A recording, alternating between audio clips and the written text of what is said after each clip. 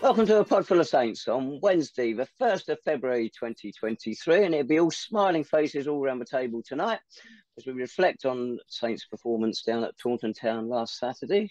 With myself, David Tavener, over there, Jake Ellacott. Hello, Dave. Hello, Lee. Hello, everyone. Oh, what a time to be alive. And hello, Lee. It's Lee Wood. Good evening, Lee. Good evening, fellas. How are we? We well? Very good. A bit more enthusiasm, boys. Come on. We're back. Right. We've had 2 weeks off. We're refreshed. Yep, we had our mid-season break. We went off to exotic places like Taunton. And we had the pleasure of handing the Peacocks their first home defeat. This is quite a run since August 2021, so it's no mean achievement, especially when you bear in mind that last night they beat Havant and Waterlooville 2-0, which is Havant's first away defeat of the season. So that puts into context what a good result it was. It wasn't the greatest game, but Jake, you and I were there. I thought we were worthy winners. We got ourselves into good positions quite a few more times and maybe should have made a bit more of it and made it a more comfortable win.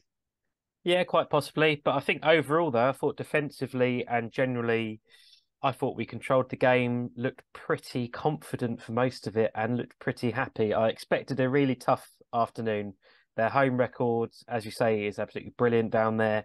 And of course, you know, they weren't rollovers to any extent, but I thought we really didn't allow them to play the sort of game that they wanted to. And I thought we did well to actually break them down. You know, a couple of times we probably should have got that final ball in, maybe shots not quite where we wanted to.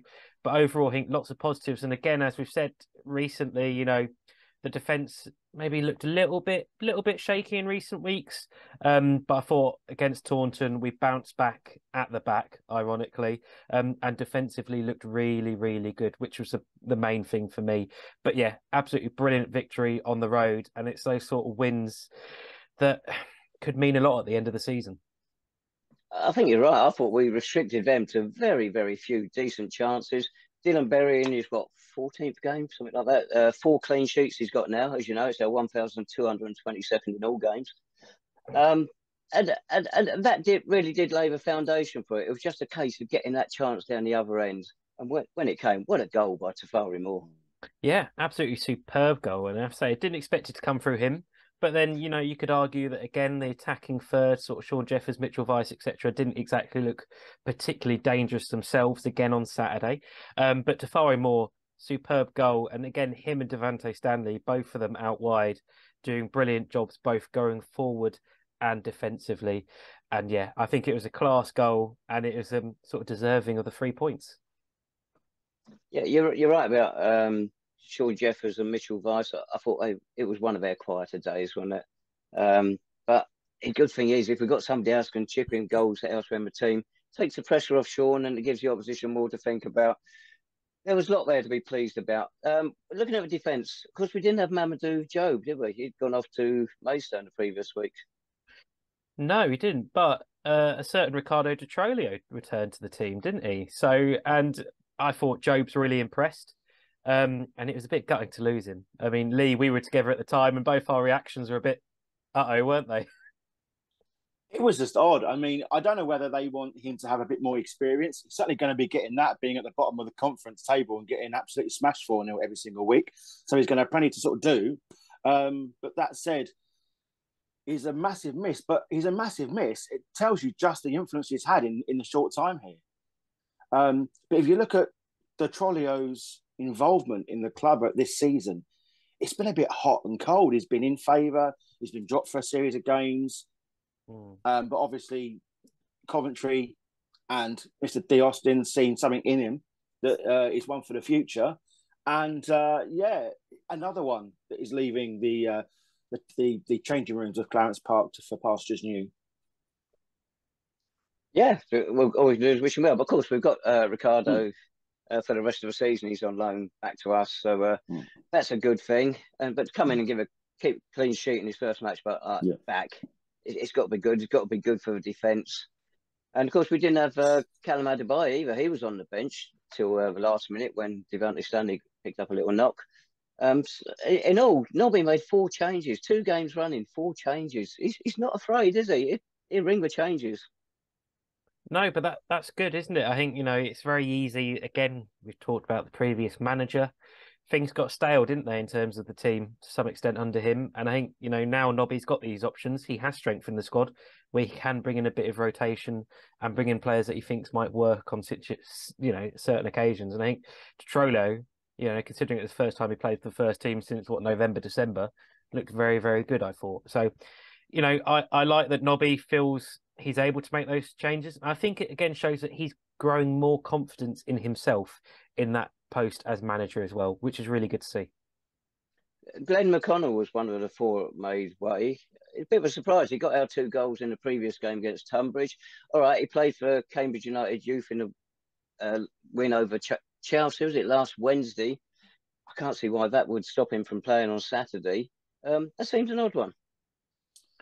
Does it though? I mean, if you think about the quality of Taunton's pitch was never going to be slick, and I think it made a bit more sense than it initially thought, because the thing is, he's going to thrive on those through balls, isn't he? And his pace is a key element in his attack. And I think the pitch shape, was it quite heavy? It looked quite heavy on highlights. So I'm sort of thinking maybe it wasn't quite suited to his game early doors, at least.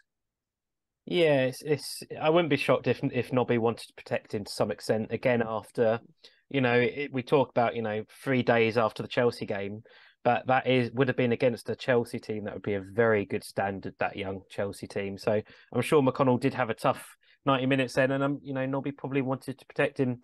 So, but at the end of the day, it worked though, didn't it? Now he's going to be fresh into our upcoming games, and he's another option. So, I think obviously if we'd lost or drawn, you'd have been thinking maybe there, could have been different, but no complaints from me, even though he was on the bench. Yeah, good point about the pitch, Lee. I'd heard bad things about it from some people. And given the weather recently, he didn't expect it to be great, but except for one area, right down the corner flag where the players come on, which was heavily sanded. The rest of it, of course, it's heavy because it's of that frost which had been melting for the last week or so. But I thought it stood up really well, didn't you, Jake? Yeah, I thought it did, and I expected a bit of a horror show, but it was okay. It was perfectly playable, and I think that it's probably a testament to it that we were able to play a lot of the passing football that we like to on there, even though it was heavy in parts. I think we adjusted well, and considering most of Somerset seems to be underwater from the train or from the view on the train on the way down there, I thought the pitch looked pretty good. Yeah. The thing about Taunton, we mentioned their home record, but they don't score goals. They're the lowest scorers in the league, in the division, but they have played a lot fewer games than other sides, so maybe they will pick up. But as well as we played defensively, Jake, I thought they looked a bit lightweight up front. Yeah, I'd agree. I think the real pressure that came was at the end, wasn't it? That last 5-10 minutes, a couple of set pieces and corners. And I think, to be fair, I think, the corners and set pieces was actually one area of defence that did impress last Saturday. We didn't look too scared or worried from them like we have done in recent weeks. And I think you could tell they've done a little bit of work there, which is really good. But as I say, Taunton, fairly toothless. But it's not long ago that we would have been more than happy with a draw from that game, a long away day. So I think to come away with 3 points that we wanted, I think just shows how far we've come. You mentioned their set pieces. I thought quality of ours could have been a bit better. That's where we let ourselves down a bit, particularly free kicks. I mean, I can't even remember any. They were so poor. Like, there wasn't any that particularly threatened, were there at all? So, yeah, something to work on. Did you follow it at all, Lee, or did you just see the highlights later on? I have to say, I was extremely envious of all the lads making the trip down there. The plan was for me to join them. Unfortunately, I had to babysit my daughter. But as Mrs. Wood tells me, it's not babysitting when it's your own child. It's just called parenting, apparently. So I got pulled up on that. I did follow it, yes. But one thing I have to say, you boys touched on it there. Tafari Moore, such a smooth goal, brilliantly taken goal. And the move which led up to it was 3 or 4 slick passes, and we moved the ball superbly quickly as well. But the thing is he's been offering that all season. For me, he's one of our one of our players of the season to date. He really does attack with gusto down that wing, along with Devontae as well on the other flank. I think that he's always got that in him, and he's not prepared. Sorry, he's not scared to take people on, which I think has been a quality sorely lacking in some wide men we've had over the last 4 or 5 years. So fair play to him. It was a goal that his play has been deserving for a good number of weeks now, to be fair. So fair play. He won the game, and you boys behind the goal were absolutely majestic. You were loud. You were absolutely awesome. And the dedication that you have shown just to go down there, not with no guarantee it was going to be on, by the way, because as you say, the photos that you were posting to me, Jake, on the train, fields and fields under feet of water. That could have been called off at any given point, but you boys have been sublime, and you're a credit to the club. The funny thing about Tafari Moore, I don't know what you think, Jake, but he's been an absolute bonus this season. We've done really well to get him. But I didn't think that was one of his better games Saturday. He was miscontrolling the ball. Passes were going astray. When he comes up with a great goal like that, and he made it into the NLP team of the week because they tend to go for anybody who's got a goal. But he can play better than that. But we'll take a goal like that anytime. Well, it shows the sort of high level of performances, doesn't it, this season for us? When he first came in, I think everyone thought, is he really going to do anything for us? Come from Hendon, we've picked up so many from them in recent years. Lancashire came in, and then the lad from Stevenage, and we thought, these both all right. But then, Tafari Moore, absolutely superb on that left-hand side.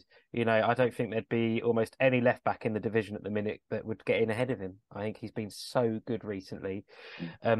And as you say, I think, come to the summer, I think our main problem is going to be trying to keep hold of him because he's been so good. But yeah, it's just absolutely brilliant to see another young lad in this Saints side thriving.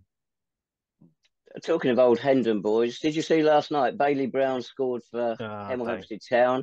He got booked and he also got substituted, so he got a full set last night. But getting back to Taunton, we needed that win, didn't we? 2 successive defeats.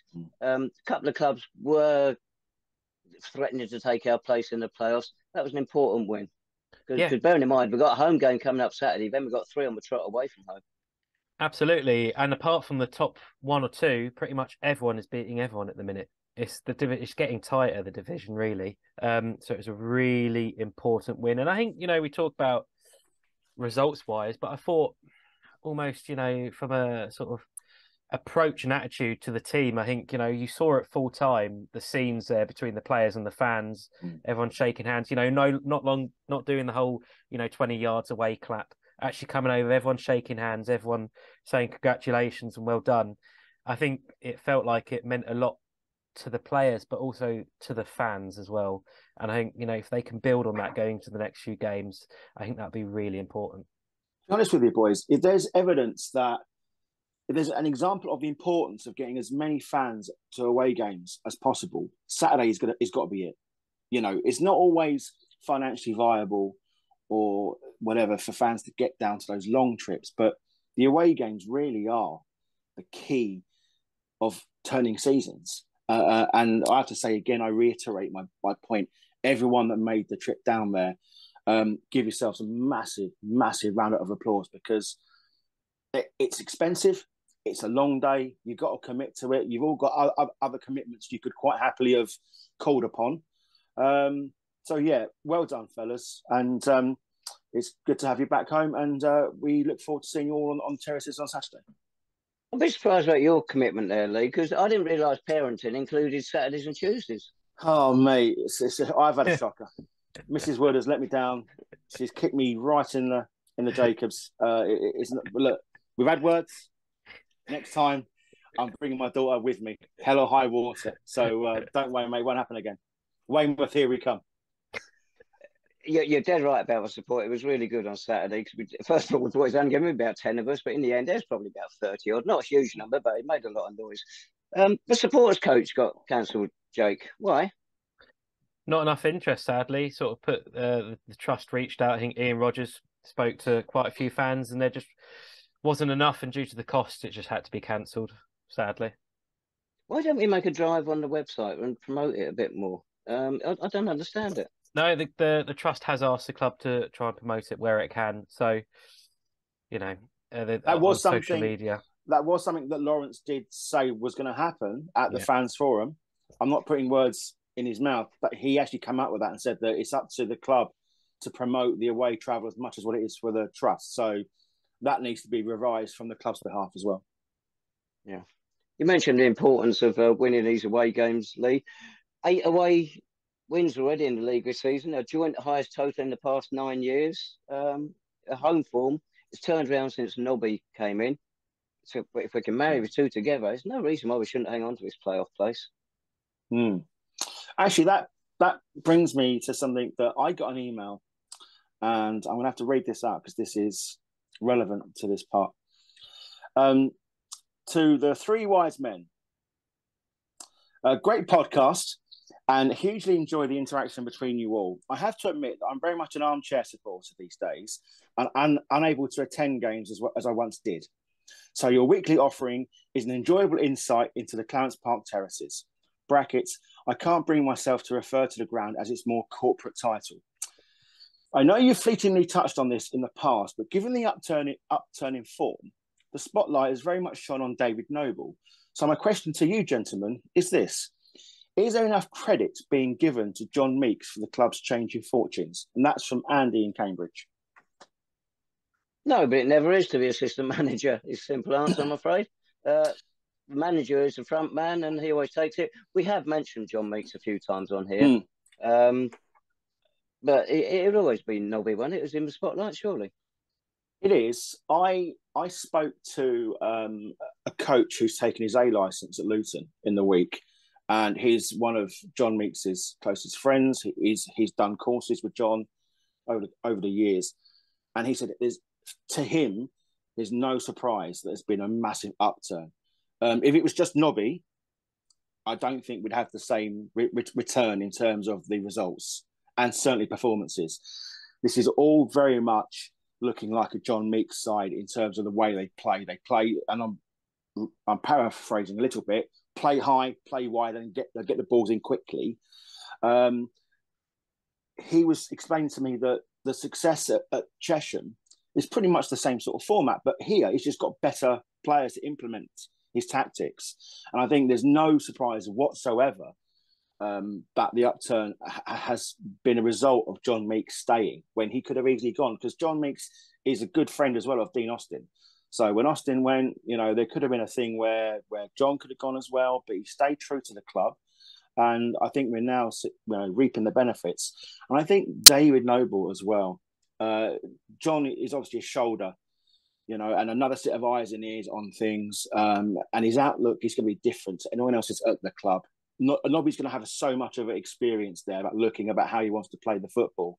And I think John's just a conduit between Nobby and the players as well, which is going to be beneficial, of course. Oh, you're dead right there. I had a decent chat with John down at Eastbourne. And he's had over 20 years experience coaching and management at non-league football. This is obviously, say, his higher class players he's got now. So he's picked up a lot of experience along the way and putting it to good use now in supporting Nobby. Excellent. There we are. We praised him. Rightly so. Right. Sean Jeffers, we mentioned him briefly earlier. That was his 100th game at last on Saturday. 65 goals. We all know the stats and everything. And you can't see any reason why it's not going to continue, can we? No, not at all. He's absolutely brilliant, isn't he? I mean, who signed him again? Careful, Jacob. Careful. But, I touch on the loan players. We mentioned Mamadou Jobe going very suddenly, which surprised us all. And Glenn McConnell, we don't know the full reason why he didn't play last Saturday. I know he's away this week with the Northern Ireland, one of our youth squads. Maybe there's something in that. We don't know, because the question wasn't put in or nobody didn't say in the post-match interview. But also, Dylan Berry nearly got called up for Norwich reserves. I think it's a day or two before our game last weekend, because they had injury problems. In the end, they sorted it out and they didn't need him. I've mentioned it before, but it does show how fragile your squad can be when you're relying on lone players. Yeah, you said this last week, or sorry, Yeah. 2 weeks ago, Tabs. It is, but I think you've got to look at the circumstances. You know, these fellas, they're international players, or they're players that have got higher ambitions. And when they're parent clubs, you know, that's the sort of player we want to attract, certainly. But I think for the blueprint that we have at the minute, inexperienced manager with, you know, high quality young players, I think it's working, and there's not a lot we can be done about it. You know, because the last thing we want to do, the club, as I said to you before, the club were never ever going to give Nobby an open checkbook to go out and sign players. I don't believe he's got that knowledge of the non-league game, and John might have, no doubt about it. But I think the way it is at the minute, it's not great, but we've got enough quality there, and the players that have been there, who are on our books, they've stepped up. They've shown that all season now. You know, as soon as Ian left and Nobby came in, they've shown that. So that's where we are. It's not great, of course it's not, but unfortunately, thankfully, it didn't hurt us this time around. Well, these loan players we've got, they all do look to have a decent bit of quality, and they should have a decent career at a level higher than ours. But if they don't, any of them should get released by their clubs at the end of the season, you would have thought we've got first call on them, which is going to be great for us. Absolutely, and I think Zane Banton is a prime example of that, isn't he? You know, joined us on loan, came back, and he's been a stalwart of the team even now. And, you know, he's put in some of his best performances this season, 6-7 years since he first joined us. I think on Glenn, I think it's, you know, important to say we've extended his loan until the end of the season. We've announced today, which I think is really, really important. I think in flashes, we've seen how much he can contribute to this team. And, you know, if the likes of Sean and Mitch, you know, are struggling to find the goals at the minute, you know, I think he can come into the team and find them himself, which is brilliant. And I should also mention that it's the Republic of Ireland, Dave, not Northern Ireland, he's got to play for this week or train with. So I don't think we should confuse those two. Of all the Freudian slips, blimey. Some foreign land. Oh, no. No, you get past the Bedfordshire border, I'm lost, Jake. Totally lost. Do you remember there's a story when we had Bob Dowie in charge of City, and we had the famous tangerine and charcoal quartered shirts? Bob Dowie was trying to secure a pre-season tour of Northern Ireland, and he wanted to through his connections with his brother Ian, who obviously played, and Bob wanted to wear the orange in Northern Ireland. And I think Lee Harding, the chairman at the time, had to, no uncertain terms, just tell him, no, listen, you're not the sharpest tool in the box, Bob, but that is another level of stupidity. But it didn't quite click. And then we had a very brief sort of history lesson, and he saw the light in the end. So thankfully that was I'll say a bullet dodge, but that's another bad analogy. But you know what I mean. Well, I was going to go to that, Lee, with Fat Boy, Tony Rivers, who's now been extradited to Scotland. You get the hump because you booked a hotel, didn't you? No, we hadn't booked a hotel, but we booked our flights, and it was non-refundable. And I've still got my damn ticket here to remind me, so thanks for that. Lee Harding absolutely loves that story. He loves the fact that you've spent money and you've not gotten any reward for it. No, brilliant. No. Last time, I can tell you. Right, okay. So yes, it did get cancelled. But the club went to. We did actually go to Ireland about 1969. I think they had two pre-season games out there. Anyway, or just one. It might have been. Anyway, a long time ago. Right. Okay. So is that squad and Taunton all done and dusted? So we can look forward now to Saturday, when Hampton and Richmond Borough are at the Park. Nobby said in his interview last Saturday it won't be a repeat of the 6-0 we saw at the Beverley at the start of November. But they're not on a good run. They sacked the manager. Gary McCann since gone. New manager Mel Gwinnett, very little experience. Had a little time assistant manager at Stevenage, a little time assistant manager at Barnet. Strange appointment. And they're not on a great run. 11 league games they've played since we beat them 6-0. They've only won one of them. So they've got a lot of work to do. Yeah, I think this is Mel Gwinnett's first sort of managerial on his own experience. I think previously he's involved with academies. Hampton, interestingly, I've spoken to a few of their fans and looked online. They've got new owners and they're going through the process that many clubs do of fans and new owners not necessarily getting on. A lot online and it seems a lot of volunteers have stepped away from Hampton in recent weeks, and it all doesn't seem quite happy down there at the minute. That sounds familiar, Jacob. Well, yeah, but it happens at so many clubs, doesn't it? And so I think, Mel Gwinnett's gone in. Gary McCann, he's there for a long time, wasn't he, really? In the end, I think he's tried to change the squad. Quite a few players have left in the last couple of weeks, trying to bring in his own players, put his own stamp on the squad, and he's finding it difficult. But then on the counterpoint, they got quite a good result at Havant, didn't they, on Saturday? A late 1-1 draw. So it's going to be very different, as Nobby says, and I suspect Hampton may come to Clarence Park looking for a point, so it's going to be very different, and I think Hampton are going to be really sat in on Saturday. Really sad about what's happening off the pitch, Jake. Fortunately, that sort of thing never arises at Clarence Park. You mentioned the point they got at Havant on Saturday. Their last away win was at Chelmsford City. So on their travels, there's a couple of decent results there. So we've got to be wary, mustn't be complacent, all that sort of nonsense. No, absolutely not. And luckily, we don't train the team. So I suspect Nobby and John Meeks will ensure that the players aren't complacent going into Saturday. It's going to be really difficult. Clarence Park hasn't been the happiest haunting grounds in recent weeks for us. And, with Sean and Mitch not necessarily firing, Nobby's got a few questions, hasn't he, as to what he does with the team and how he sets it up. And I won't be surprised if we see another couple of changes going into the game. Yeah. Mitch has been a bit quiet last few games. Can you see maybe McConnell coming in for him? Potentially. I suppose it depends on McConnell's training camp, does it? Is he back in time for Saturday? I think if he is, I think we might see him start. And I'd be quite happy to see him start. I think it'd be really exciting to see him on a Clarence Park pitch that's, had a few weeks off. Hopefully it's not quite as heavy as last time. Because, I think Glenn's got that sort of something special, doesn't he? I think, Lee, you agree? You're a big fan of his. Absolutely, yeah. I mean, when I did the Cambridge program, you could see he was a star coming up through the ranks, and he still is.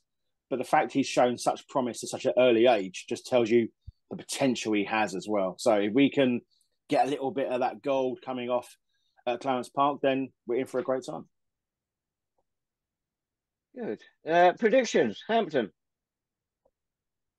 I'll tell you what, I know that Nobby said he wasn't going to be at a 6-0, but I don't think it's going to be sort of too far off, to be honest with you. I'm going to go for 3-0 Saints. Oh, God. Right, okay. That'd be nice. That would be nice. I'll go 3-1. Off the top of my head, I've got a feeling they haven't scored against us in the last 5 games or so. Oh, it will be 3-1 then. Brilliant. Well done, Tafs. But is Sean going to score? 5 games against them, one of his former clubs, I think. He hasn't scored against them. Only one of 4 clubs in our division he hasn't scored against. So is it worth playing him Saturday? I know you've got you're joking. However, there's not such a reliance on us now for Sean to get the goals, which I think is a beautiful thing. So, as you say as well, if Mitch isn't firing or Zane isn't firing or Jeffers isn't firing, there are other people now coming into that team that are match winners. So I'm not that fussed, really, to be honest. I thought Zane actually was involved in a lot of our better moves on Saturday. Yeah. Your prediction for Saturday, Jake? I'll go 3-1, I think. It'll be interesting to see what he does at the back. Callum Adebayo suddenly's dropped out of the team, hasn't he, after not seemingly do too much wrong, in my opinion. No. So we should see if he's still on the bench or if again, Nobby changes it up at the back, which he has done in the last couple of weeks. Yeah, as we say, he's not afraid to make changes. And of course, he'll also have one eye on next Tuesday. We're off to Balpic Lane at last. Is it twice postponed? Hungerford Town away. They're bottom of the table, 2 wins in 15 league games. Only 1 defeat in the last 4. So maybe a little hint that Danny Robinson is starting to turn it round there. But I wouldn't fancy their chances of staying up. No, but it's going to be another difficult one, isn't it? No one likes going there on a Tuesday night. I think they drew last night, didn't they? They are the Stoke of the National League South. I think they drew last night. I think they conceded again quite a late goal. It's going to be difficult, but I think if you're Nobby, you just got to play your strongest team in both games, haven't you? Don't worry about resting players, etc. It's not been the most intensive couple of weeks with the last couple of postponements. Play your strongest teams, get away from both of them with 6 points. And with the way the table is at the minute, 6 points, you could be catching a few of those sides above us, depending on other results. Because after that, we've got Worthing away. They've had a couple of stonking results and flying at the moment. And then Weymouth at home, who are recovering down the bottom of the table. Chance they may get out the bottom four. When you talk about everybody beating everybody, there's a possibility of that happening in those games. Absolutely. That's why if I was Nobby, I wouldn't be settling for a point on Tuesday night at Hungerford. No, not at all. No. So how confident are you going as a view of victory then, Jake? Come on. Well, 3-0. Going to match that, Lee? Or better? Not at all. I see it being another equivalent to Taunton, actually, and I think it's going to be a very comfortable 1-0 win for the Saints. I just can't see Hungerford offering a great deal. The pitch isn't going to be great, but I think we've got the players man for man. I think we're going to overcome them, no problem. Good. Yes, I think it'd be a surprise if we didn't. Fingers crossed. By the time we're meeting next week, we'll be talking about 3 successive wins.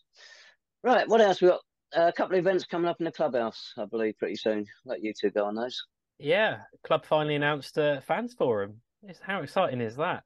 After the trust, lots of pressure from the trust and kept pushing and pushing. Finally got a date for the fans forum, which I think is early March. And also a members Q&A, which I think is next week, isn't it? With Sean Jeffers and the management team. So if you're a member, go to that. But I think the fans forum... It's a backslapping, it'd be great. I think the fans forum will be another very interesting event because it's been pretty much a year since our last one by the time it comes around. So it's good to finally get them in. It's just a shame there hasn't been a fans forum earlier this season. No, neither of you two are club members, I guess. So you won't be at that first meeting. No, I won't be there either. Not sure. I'm sure I'll be at the other one actually, but there you go. You should, David. You should, because I think it's important. I think it's important for people to have their voice, and yours is as strong as anyone else's about certain things. So you should be there, mate. Anyone who's got any, anyone who's got any, interest in the future of the club, good and bad, whether your comments are, come along and air them, because ultimately people don't like being challenged, but you have the right to put your questions to the club, and this is the platform. The trust and the supporters have wanted this for quite a long time. The club have now relented and given in to them. So this is the opportunity now for supporters to come down and have your say. Yes, you can ask about a director of football. Are we going to have one? In which direction is the club going off the park in that area? Personally, I'd rather only hear the manager and the playing staff, that side of it, than all the other shenanigans. Anyway, that will unfold in coming weeks. Was there anything else apart from baguettes? Anything else we've got to talk about? Baguettes. Oh, dearie me. Lee, we got a lovely message from Cam Miller, again, friend of the podcast, didn't we, the other day after Taunton? I thought you said you wanted to sort of mention that. Yeah, I think because Cam hasn't been following the Saints particularly long, but he's certainly invested in it now, isn't he? Home and away. And there was a point towards after the game finished on Saturday, he put a wonderful message out on our chat that he finally saw those barriers starting to break between the fans and the players. The barriers that were there, as Jake said, those claps from 20, 30 metres away on the pitch. The players are now coming to the supporters behind the goal, shaking their hands. And it was a poignant moment when you get a relatively young supporter in terms of the number of years he supported the club, just mentioning that, and it made him feel, 10 feet tall. And the players have come away with that with something. The fans have come away with that something. And this is the club that we know and love. You know, the players should come up into the bar after the game to interact with the fans. You know, I put this question to one of the owners when the Norwegians were over, probably about a month ago now. You know, I got a silly response. But hopefully that is the start of something new where David Noble's influence, because he knows the value of the fans more than anyone else. And, you know, he's been here the longest now. And I think that Cam's message was beautifully articulate. It was just something that we needed because it was a long journey for you guys. And I think it just summed up the whole club in one paragraph. And again, we have to unite. We have to come together, fans and players. And there has to be that bond because that connection, that will really put us in good stead going forward. Who's that young supporter, Lee? Was it Jake? Well, he may be young in age. He looks 55, but apart from that, Lee, but no. Anyway, let's crack on. Deary me. Come on, Jake. We mentioned the baguette. Some of you have seen the photos. But what was that all about? Hey, there was just, you know, you want a bit of baguette for the train home and there and home. And I think it just got whipped out as part of the celebrations. So you got some brilliant photos. The supporter that did it wanted us to tell you it wasn't a premeditated or planned attack. It was just the joys of the celebrations. So yes, a baguette midair. Absolutely brilliant photo. But it was consumed on the way home. It was absolutely fine, thankfully. Well, looking at the state of it, there wasn't much of it left by the time you got on the train. After, was it Matt Farmer got smacked over the head with it? But can you imagine you go into the ground and because they check bags now at a lot of grounds, you're not taking that in there. A baguette. We've taken worse, mate, in there. To be fair, you know what Lee just said and what Cam said and what you talk about there, Dave, is it's easy to forget, you know, the progress we've made in terms of supporters and how many supporters we have at Clarence Park. We are still a non-league club. We're a conference south side. We're not in the Football League. We're not in the Premier League. I know people at the club want us to be one day. And if we do get to the Football League, amazing. Even if we get to the Conference National, amazing. But we are a non-league club. And it's these sort of quirky and funny situations, harmless and a bit of fun that sort of make it, don't they? And it's, you know, football at the top level is so sterilised, isn't it? But the football at this level is just absolutely superb.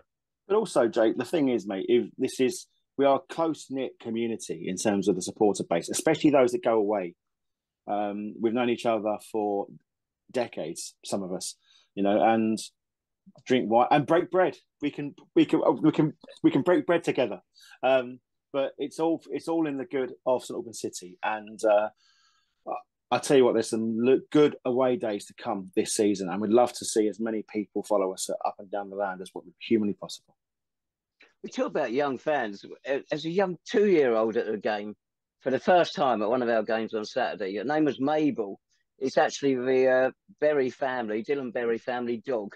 It was too long to leave it at home all day, so they took it to the game. She's beautifully behaved, just sat there, slept with the rest of us. Excellent.